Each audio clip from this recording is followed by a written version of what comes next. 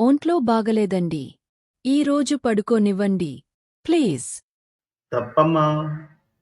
ఇలాంటి పరిస్థితుల్లో మీ స్త్రీలను ఉద్దేశించి మీ మహాప్రియతమ ప్రవక్త ఏం శాసించారో తెలుసా అమ్మా మీకు?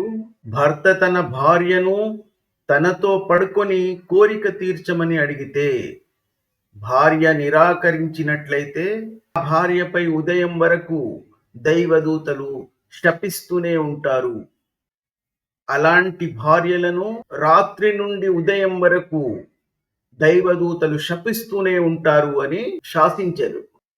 అది మాత్రమే కాదు, ఒకవేళ భార్య నిండు గర్భంతో ఉండి ప్రసవం సులభమవ్వడానికి ఒంటెపై కూర్చొని ఉన్నా కూడా భర్త కోరిక తీర్చాలి అని ఆయన ఆజ్ఞాపించారు. ఒకవేళ భార్య కోరిక తీర్చనట్లయితే ఆ భార్యను ఆ రాత్రి మొత్తం ఈ దైవదూతలు శపిస్తూనే ఉంటాయని ఆయన ప్రబోధించారు. తెలుసా? ఇప్పుడు మీరు మీ యొక్క మహాప్రియతమ ప్రవక్త యొక్క ఈ శాసనాలను ధిక్కరిస్తారో లేదా అనుసరిస్తారో మీరే నిర్ణయించుకోండి.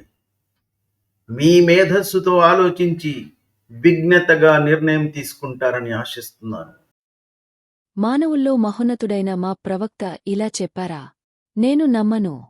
స్త్రీలంటే ఆయనకు అపార గౌరవమని ఈ మత ప్రచారకులు ఉకదంపుడు ప్రసంగాలు చేస్తారు కదా. అంటే ఆ ముస్లింలు చెప్పేది నిజమేనన్నమాట. అందుకేనా 9 సంవత్సరాల చిన్న అమ్మాయి నుండి ముసలి స్త్రీల వరకు ఎవర్ని వదలకుండా పెళ్లి చేసుకున్నాడు. మహా గొప్ప ప్రవక్తలేండి. ఇన్నాళ్ళు నాకు తెలియదు సుమా.